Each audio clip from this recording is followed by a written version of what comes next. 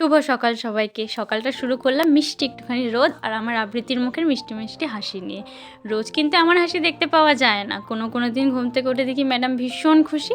যেদিন ঘুমটা খুব ভালো মতন হয়, ঘুম থেকে উঠে পাশে আমাকে পায়, সেদিন খুব বেশি হাসি খুশি থাকে, যেমন আজকে ছিল। আর কোনো দিন আমি যদি আগে উঠে পড়লাম আর ও যদি একটু পরে উঠলো, উঠতে পেয়ে যদি আমাকে না দেখলো বিছানায়, তারপর যদি ঘুমও ঠিকঠাক করে না হয়, তাহলে হচ্ছে তখন মুখটা কিন্তু ভার হয়ে থাকে। তখন হচ্ছে কান্নাকাটি করে ওঠে। কান্নাকাটি করে উঠলে আমার ভালো লাগে না। আমি ওকে সবসময় বলি যে হচ্ছে যে বেশি কান্না করে সে কান্না করতে থাকে, আর যে বেশি হাসে তাকে খুব সুন্দর লাগে। বলো রাধা রাধা রাধা রাধা, একটু জোরে বলতে। তারপর কিন্তু ঘুম থেকে উঠে ও কিন্তু রাধে রাধে বলে দিয়েছে, দেখতেই পাচ্ছ ভীষণ হাসি খুশি। একটু বেলা গড়িয়ে গেছে, তারপর ব্রাশ ট্রাশ করিয়ে একটু ভাত দিয়ে বসিয়ে দিয়েছি। আসলে এখন ঘুম থেকে উঠতে উঠতে একটু লেট হয়ে যাচ্ছে, তো ততক্ষণে 10টা সাড়ে 10টার মধ্যে ভাতের সময় হয়ে যাচ্ছে। খিদাও পায়, রাতটা যেহেতু বড়, তাই ভাত দিয়েই বসিয়ে দিয়েছি। একটু ভাজা ভাত ছিল, সেটাই খাচ্ছিলো। পাশে লক্ষ্মী বসে খাচ্ছিলো, আর লক্ষ্মীকে দেখেই কিন্তু ওর খাওয়ার ইচ্ছে হলো। ওকে খাওয়ানো হয়ে গেলে তারপর কিন্তু আমিও একটু ভাত নিয়ে বসে গেছি। ততক্ষণে দেখছি যে মার একটু কুমড়ো সাগর রান্না হয়ে গেছে, আর ওই যে অ্যাজ ইউজুয়াল এক টুকরো আমের আচার নিয়ে বসে পড়েছি খেতে।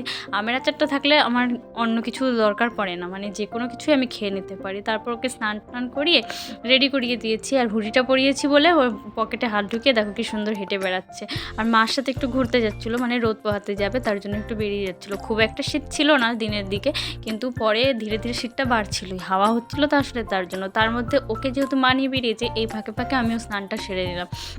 এখন যেহেতু বাড়িতেই থাকছি, তো সারাটা দিন বাড়িতে ওর সাথে অনেকটা সময় কাটাতে পারি, দেরি থেকে ঘুম থেকে উঠতে পারি, অনেক কাজকর্ম হয়, অনেক ভালো লাগে, রেস্টও হয়ে থাকে। তো এটাই হলো বাড়িতে থাকার সুবিধা।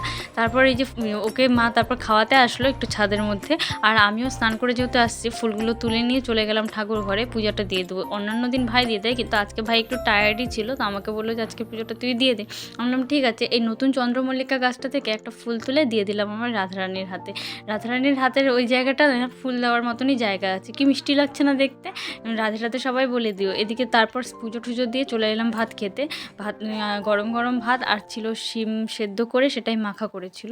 আর আবৃত্তির জন্য কয়েক পিস বেগুন ভাজছিলাম, আর হচ্ছে মা করেছিল আজকে বড়ি, গোটা গোটা শিম আর ফুলকপিতে তরকারি। এই ফুলকপির সিজন না যাওয়া অবধি আর শান্তি নেই। আর এই যে কুমড়া শাক, তখনই বললাম একটু বেগুন দিয়ে কুমড়ো শাক রান্না করেছিল। শাক, ডোগা পাতা এসব খেতে আমার ভীষণই ভালো লাগে। আর তারপর ছিল এই যে পাঁপড় ভাজা।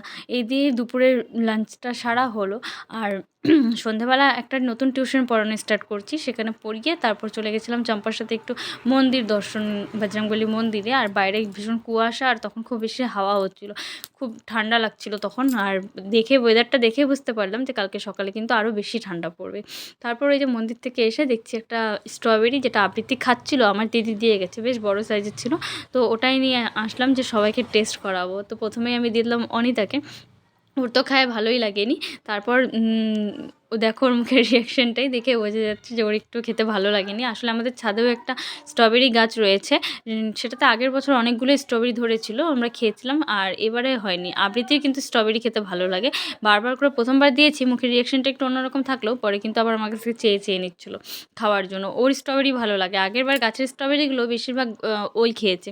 এবারে আর গাছের স্ট্রবেরি হয়নি, কারণ কি বড় বড় গাছগুলো তো তুলে ফেলেছিল। এখন ছোট ছোট দুটো চারা গাছের মতন রয়েছে, সেটার মধ্যে এখনও ফলেনি। আর লক্ষ্মীকে আমি বারবার সাজাতে, ও নিল না, ওর স্ট্রবেরি নাকি পছন্দই না। আর দেখো আবৃত্তি বারবার চেয়ে চেয়ে খাচ্ছে, ওর ভালো লাগছে। আমারও না খুব একটা খারাপ লাগে না, একটু টক টক কেমন জানি আনারস আনারস টাইপের লাগে। তবে হচ্ছে আমার মনে হয় যে স্ট্রবেরিটা যদি একটু লবণ আর একটু চিনি, হালকা চিনি, একটু লঙ্কা দিয়ে মাখা যায়, তাহলে ভালো লাগবে। রাধে রাধে।